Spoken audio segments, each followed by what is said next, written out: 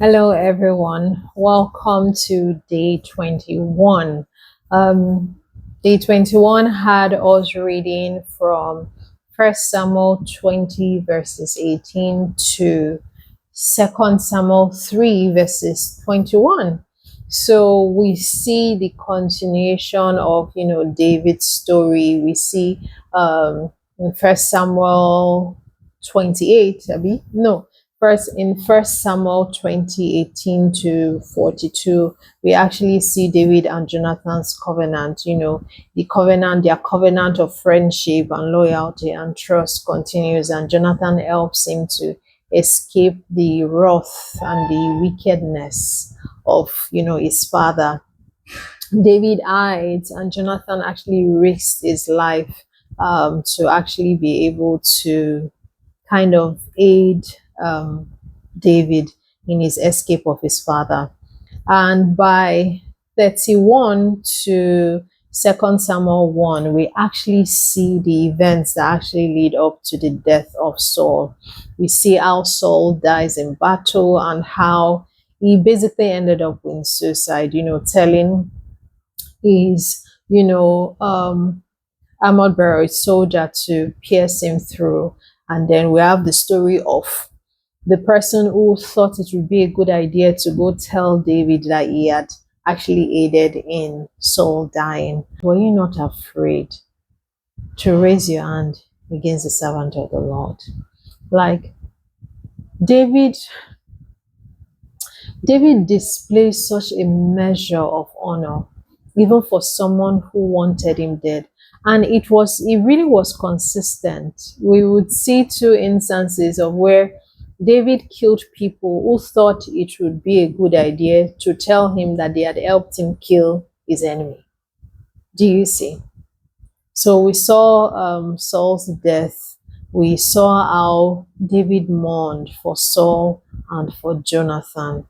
Then we see the story of Joab, Abner. Joab was such a very dangerous, ambitious man. He was loyal to David to a large extent, but he really just killed people unnecessarily.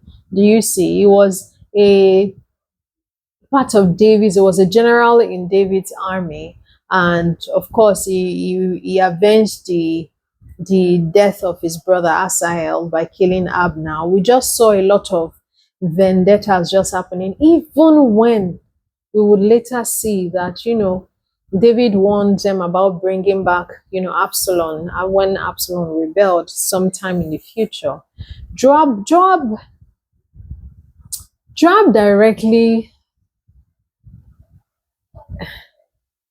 directly took a lot of laws into his own hands, almost as if it's almost as if someone feels almost like someone has something on you that makes them feel that if they do this, there's nothing you can do.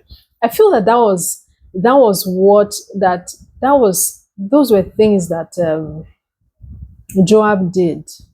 Like, it was almost like, if you do anything, like, I know him. Almost like, it's the kind of thing that someone would do when they have something on you. I don't know. I just felt, that way. And then I saw a lot of instances where David actually displayed calculated strategy. David was a good leader for Israel. I can't say the same for his household, but I mean, he actually was a good, leader for Israel, and he showed discernment in a lot of things. Something I loved about David was he was so quick to inquire. Anything he has gone to inquire of the Lord, anything, and I know that God really must have loved that. And outside of that, when he knows or feels that he has sinned or that the people have sinned, he would run to God. There was a very broken man, if I could say, almost like he was not ashamed to be broken. He was not ashamed to just, take it to God. And I love that. The key insight I have to say about David was, number one, wisdom wins where strength cannot. David, the Bible never displayed David as a weak king or weak warrior. They say that David was a mighty warrior. Like David fought. David fought to like battles. To have God say, I don't want you to build my temple. Oh, too much blood in your hands. And David would say, he trained my hands to war. David was a warrior.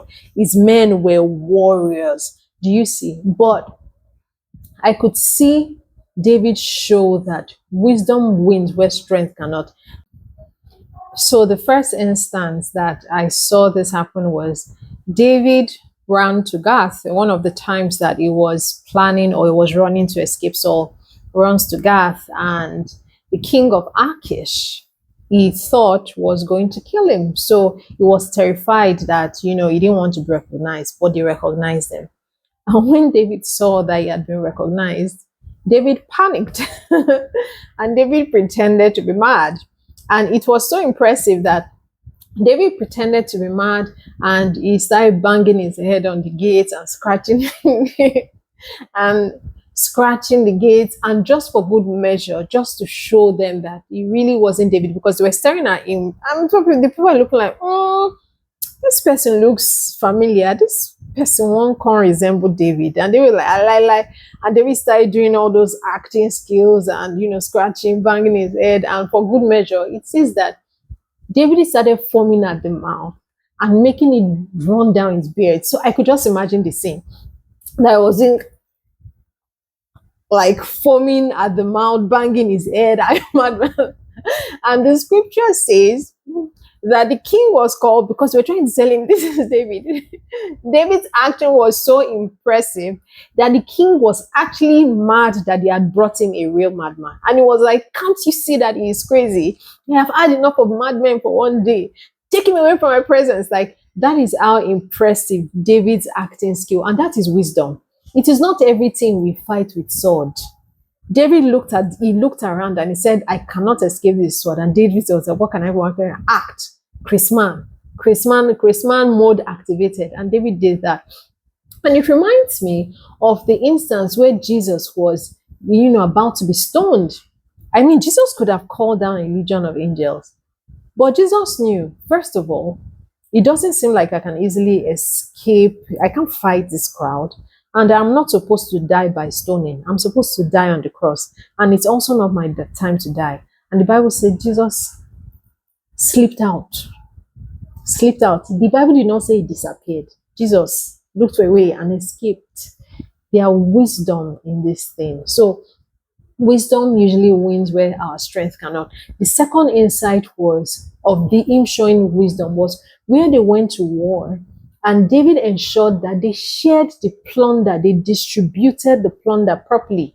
So the men who had gone to war came back and were saying that they would not share the plunder with those, because they had a group of men who were exhausted and could not go to them with war. But the men had to stay back with their supplies. And then the men who went to war said, we're not sharing with them. They didn't fight with us. And David was like, no, we are not going to do that. That is not good. The men who went to war and the one who stayed back to guard the supplies should equally get the same measure. And he ensured that that happened. And not only that, because they had a lot of spoil. Do you get? And David ensured that they even sent it as gifts to different regions. A man's gifts make it room for him. That's smart and strategic in leadership. That is important. And the last part is David ensured that he eliminated opportunistic assassins. I noted it. Anyone who was coming to David saying, I helped you kill this person because they are your enemies, David killed them. Like, I don't need you around me. I don't need you around me. So leadership is much about judgment, prudence, and foresight, as much as it is about courage and authority. Strength without wisdom invites disaster. Number 2, insight. Unchecked ambition is a silent enemy. I could see it in the life of Joab and Abner, especially Joab. Joab, I felt he was loyal. I'm not going to lie. He was loyal, but he had unchecked ambition that was very, very, very dangerous. Very, very dangerous. It was, driven by vengeance. He kind of compromised David's political strategy, quite a bit. So leaders must be very vigilant of ambition within their ranks. They need to be very, careful of ambition within their ranks, because talent without restraint can be very dangerous. Was Joab talented? Yes. Was he somewhat loyal? Yes. But I felt David left a lot of his ambition and what he did unchecked. He might have said, "Oh, how did you do this?" Or, yeah, but he left it unchecked. He left it unchecked. Wise leadership requires that you channel ambition to collective purpose and not personal vendetta. And the last is that patience secures legacy. David restrained over impulsiveness. Unlike Saul, we can see a lot of restraint on the parts of David. You can see that many times David avoided rash decisions, always kind of waiting for God's timing. Oh, we can just pursue them now, but you say, no, God, should we follow? Should we wait? Should we? Yeah, David did that a lot. True leaders understand that timing matters more than opportunity. Patience often safeguards us, and not only does it safeguard us, it safeguards our destiny, it safeguards our lineage and our legacy. So that is all we have for day 21. See you in day 22.